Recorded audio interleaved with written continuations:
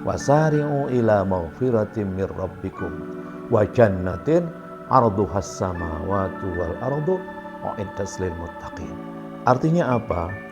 Bahwa 8 pintu surga yang ada dalam 4 rakaat zuhur dan 4 rakaat asar ini jangan sampai kau tinggalkan. Segeralah, dan itu pada siang hari. Kenapa harus wasari'u? Karena pada umumnya siang hari itu orang disibukkan dengan pekerjaan.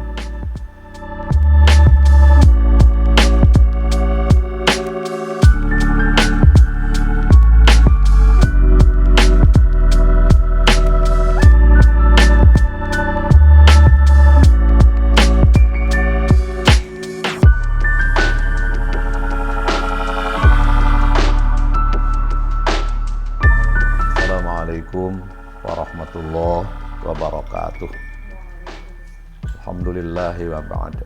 Para pemirsa channel YouTube Yai Mep Official dimanapun berada, semoga Allah Subhanahu wa Ta'ala, Tuhan yang Maha Kuasa, selalu melimpahkan rahmat, taufik, hidayah, ma'unah, pertolongan, kemudian segala urusan terhadap kita semuanya, menyembuhkan segala sakit dan penyakit yang ada pada diri kita, baik lahir maupun batin.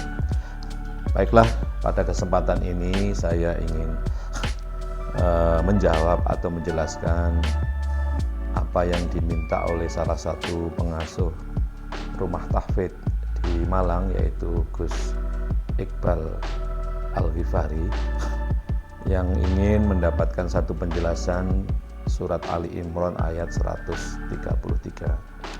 Saya bacakan pertanyaannya dari beliaunya. Yai nedi ulasan jenengan tentang Quran surah Ali Imran ayat 133. Surat Ali Imran 133 atau surat ketiga 133 itu bunyinya A'udzubillahi minasyaitonirrajim. Wasari'u ila maghfiratin mir rabbikum wa jannatin 'arduhas samawati wal ardu u'iddat lil muttaqin. Ayat ini masih berlanjut, ada penjelasannya. 134 berarti alladzina yunfiquna fis sarra'i wad dharra'i wal kadhiminal ghaidha wal 'afina 'anil nas wallahu yuhibbul muhsinin. Baik. Kalau kita translate atau kita terjemah ke dalam bahasa kita, wasari'u, segeralah kamu semuanya, wasari'u ila maghfiratin mir rabbikum wa jannatin 'arduhas samawati wal ardu u'iddat lil muttaqin. Segeralah kamu menuju ampunan Allah dan surganya yang luasnya seluas langit dan bumi, gitu, dipersiapkan untuk orang-orang yang bertakwa. Wasari'u, bersegeralah kamu, ila maghfiratin. Apa itu maghfirah? Ini yang perlu kita jawab, kita jelaskan. Maghfirah tidak lain adalah sholat. Segeralah kamu tegakkan sholat. Wasari'u ila maghfiratin, ay wasari'u ila sholatin. Kenapa? Karena sholat ini hubungannya dengan pembuka 8 pintu surga. Wa jannatin 'arduhas samawati wal ardu u'iddat lil muttaqin. Nah, maghfirah ini hubungannya dengan sholat, yaitu 8 pintu surga. Apa itu? Darussalam pada rakaat pertama zuhur, Darul Muqamah rakaat keduanya, Darul Qarar rakaat ketiganya, Jannatul Ma'wa rakaat keempatnya. Lalu kemudian rakaat asar yang pertama adalah Jannatul Naim, ya, Jannatul Firdaus rakaat keduanya, lalu Maqamun Amin rakaat ketiganya, dan Jannatul Khulud rakaat keempatnya asar. Berarti 8 pintu surga. Wasari'u ila maghfiratin mir rabbikum wa jannatin 'arduhas samawati wal ardu u'iddat lil muttaqin. Artinya apa? Bahwa 8 pintu surga yang ada dalam 4 rakaat zuhur dan 4 rakaat asar ini jangan sampai kau tinggalkan. Segeralah, dan itu pada siang hari. Kenapa harus wasari'u? Karena pada umumnya siang hari itu orang disibukkan dengan pekerjaan. Itu kita kalau siang hari itu kan banyak pekerjaan itu. Nah, sehingga kalau tidak ada upaya untuk wasari'u, nah ini, maka dipertegas oleh wasari'u segera itu 8 pintu surga terbuka. Yaitu zuhur dan juga asar. Nah, uiddat lil muttaqin. Ini diperuntukkan bagi orang-orang yang mengikuti takwa yang ada dalam dadanya. Orang yang taat, benar-benar mau mendengarkan dalam takwa yang ada dalam dadanya. Nah, fungsinya apa? Di sini nanti alladzina yunfiquna fis sarra'i wad-dharra'i wal kadhiminal ghaidha wal 'afina 'anil nas wallahu yuhibbul muhsinin. Nah, agar supaya kita mampu diberikan keberkahan oleh Allah, kerja keras di siang hari itu, lalu dibarengi dengan keberkahan 8 pintu surga, kita akan mampu berinfak. Artinya apa? Kalau kita berinfak, berarti ada sesuatu yang diinfakkan. Berarti keberkahan kita kerja siang hari itu sangat ditentukan dengan sholat kita. Sangat ditentukan dengan 8 pintu surga kita. Dan itu ada pada 4 rakaat zuhur dan asar. Kalau kerja kita tidak dibarengi dengan iqamatus sholati zuhri wal asr, 8 pintu surga ini, maka kita akan menjadi orang yang bakhil. Kita tidak bisa infak fis sarra wad dharra. Dalam kondisi apapun kalau kamu kerja, walaupun mungkin hasilnya tidak sebanyak apa yang kita harapkan, tapi kalau dibarengi dengan sholat zuhur 4 rakaat dan sholat asar 4 rakaat, maka kamu akan diberikan kemampuan oleh Allah yunfiquna fis sarra'i wad dharra. Akan mampu menginfakkan dalam kesenang maupun tidak senang, tetap akan melakukan. Dan infak inilah sebagai sarana kamu sama dengan melobangi lubang agar supaya terjadi sodakoh kebenaran, lalu menjadi jariyah mengalirnya rezeki itu. Jadi dengan hasil siang hari lalu diinfakkan lalu berlipat ganda. Nah, maka dampaknya berikutnya adalah wal kadhiminal ghaidha. Fungsi berikutnya dengan infak fis sarra wad dharra ini kamu akan mampu menutup 7 pintu neraka. Wal kadhiminal ghaidha, yaitu orang-orang yang bisa mengekang atau tidak menuruti al-ghaidha, rasa ghaid itu marah dongkol dalam hati. Itulah neraka, yaitu 3 rakaat maghrib dan 4 rakaat isya. 7 pintu neraka. Yang pertama adalah neraka hawiyah, yang kedua sakor, yang ketiga adalah lazah. Kemudian rakaat pertama isya adalah sa'ir, rakaat keduanya adalah jahim, rakaat ketiganya adalah hutamah, dan rakaat keempatnya adalah jahannam. 7 pintu neraka inilah disimbolkan dalam surat itu namanya wal kadhiminal ghaidha. Kamu mampu menutup 7 pintu neraka. Jadi kalau kamu kerja siang hari, wasari'u ila maghfiratin mir rabbikum wa jannatin 'arduhas samawati wal ardu, ini siang hari. Yaitu zuhur dan asar. 8 pintu surga. 8 pintu surga kau dapatkan, kau tegakkan, maka kamu akan ditakdirkan oleh Allah mampu melipat gandakan dengan cara infak pada malam harinya. Alladzina yunfiquna fis sarra'i wad dharra. Pada malam harinya wal kadhiminal ghaidha, karena kamu mampu melipat gandakan dengan infak itu, maka menjadi sedekah, sedekahnya benar-benar terjadi, jariyah itu artinya mengalir deras, ya. Maka kamu akan mampu wal kadhiminal ghaidha, mampu menutup, menegakkan 3 rakaat maghrib dan 4 rakaat isya. Itulah 7 pintu neraka.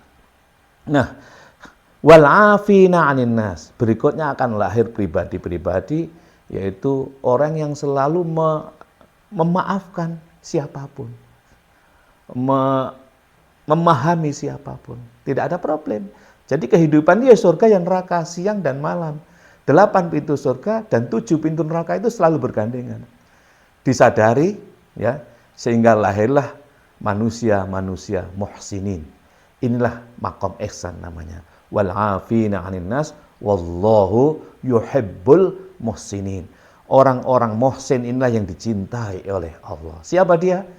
Orang yang anta'budallaha ka'annaka tarahu fa illam takun tarahu fa innahu yaraka.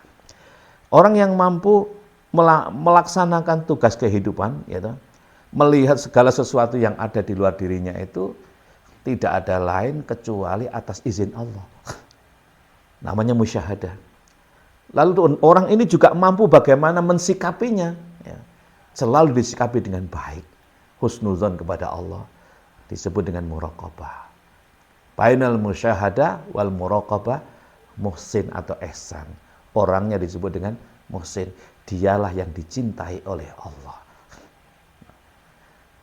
Alladzina yunfiquna fis sarra'i wad dharra'i wal kadhiminal ghaidha wal 'afina 'anil nas wallahu yuhibbul muhsinin. Tertutupnya 7 pintu neraka, maka akan dimampukan kamu untuk melaksanakan rakaat pertama subuh dan rakaat keduanya. Apa itu? Rakaat pertama adalah ampunan terhadap dosa malam, tertutupnya 7 pintu neraka, dan terbukanya 8 pintu surga pada rakaat yang kedua. Maka subuh itu dimensinya 2, yang pertama maghfirah, yang kedua rahmah. Ketika Adam alaihissalam dan Hawa terlempar dari surga, ini dijelaskan dalam surat Al-A'raf, surat ke-7 ayat 23. Keduanya mengatakan, qala rabbana zalamna anfusana wa illam taghfir lana wa tarhamna lanakunanna minal khasirin. Kami di bumi ketika terlempar dari surga ke bumi ini, bumi dalam keadaan gelap gulita. Ya. Rabbana zalamna anfusana.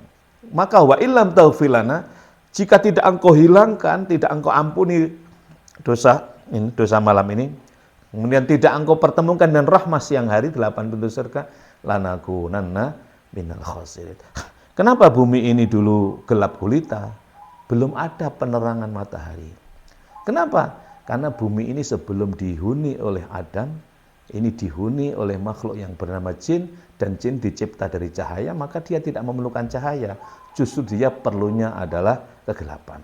Walaqad khalaqnal insana min salsalin min hama'im masnun wal janna khalaqnahu min qablu min naris samum. Ini dalam surat Al-Hijr ayat 19-20. Jadi, aku telah ciptakan manusia itu dari tanah liat yang hangat, ya. Dan aku telah menciptakan sebelumnya itu makhluk penghuni bumi ini adalah dari cahaya, percikan cahaya, percikan api. Sehingga api adalah cahaya, maka tidak memerlukan matahari atau penerangan, justru memerlukan kegelapan. Maka kuatnya kaum jin itu pada kegelapan. Sedangkan kita ini diberi oleh Allah dua-duanya sebagai simbol agar dipelajari, yaitu malam itu gelap gulita, 7 pintu neraka harus kita tutup dengan menegakkan 3 rakaat maghrib dan 4 rakaat isya agar didapatkan ampunan pada rakaat pertama subuh dan rahmah pada rakaat keduanya. Maka pada rakaat kedua ada doa kunut. Kunutun, qaf, nun, wawu, ta. Apa kunut itu? Doa memohon keberkahan terhadap kenikmatan yang telah dinikmati oleh orang-orang sebelum kami, para nabi dan para siddiqun. Itu dalam surat An-Nisa, surat ke-4 ayat 69-70. Wa may yuti'illah wa rasulah fa ulaika ma'al ladzina an'amallahu 'alaihim minan nabiyyin wasiddiqin wasyuhada wassolihin wa hasuna ulaika rafiqa dzalikal fadlu minallah wa kafa billahi alima. Ini inti salat, ini inti doa kunut. Doa kunut itu adalah doa memohon ditunjukkan makom-makom surga. Makom surga itu kaplingnya 4. Yaitu pertama syuhada. Ya, wa may yuti'illah wa rasulah fa ulaika ma'al ladzina an'amallahu 'alaihim minan nabiyyin syuhada. Wasiddiqin, ya siddiqun, wasyuhada, syuhada, wassolihun, wa hasuna ulaika rafiqa. Yaitu 8 pintu surga itu tadi, yaitu Darussalam, Darul Muqamah, Darul Qarar, Jannatul Ma'wa. Lalu Jannatul Naim, Jannatul Firdaus, lalu Maqamun Amin, dan yang terakhir Jannatul Khulud. Ini semuanya nanti mereka semua menginginkan kita lewati. Maka jangan sampai kita segeralah wasari'u ila maufiratin wa jannatin arduhas samawati wal ardu uiddat lil muttaqin. Jadi 8 pintu surga semua minta dilewati oleh kita pada siang hari itu. Maka dengan cara apa? Tegakkan sholat zuhur 4 rakaat, tegakkan sholat asar 8 pintu surga. Baiklah, Gus Iqbal Al-Ghifari yang saya cintai, dia ini ex HTQ HF Tahfidz Quran di UIN Malang, mahasiswa saya terima kasih atas pertanyaannya, mudah-mudahan ada guna dan faedahnya. Wallahu minkum wallahul muwaffiq ila aqwamit thoriq. Assalamualaikum warahmatullahi wabarakatuh.